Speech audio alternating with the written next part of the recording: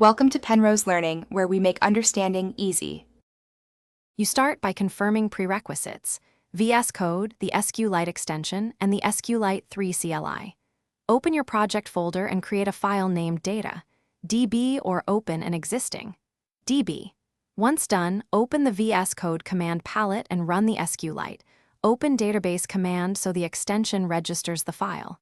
Make sure the extension shows the database tree. If it does not, reload the window. This gets you ready to run queries and inspect tables interactively. Next, inspect the schema and individual tables via the extension panel so you understand the structure before changing anything.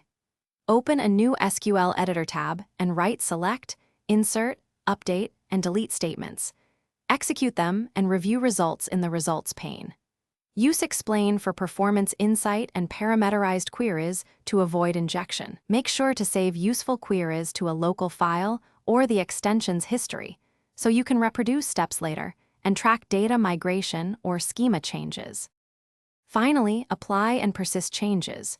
Run alter or create statements, then back up the DB file before major edits.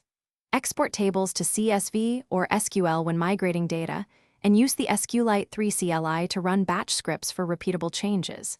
If you encounter issues, check the extension's output panel and Vscode logs, verify file permissions, and confirm the Sqlite 3 CLI version for compatibility. One key tip: if the extension cannot open the DB,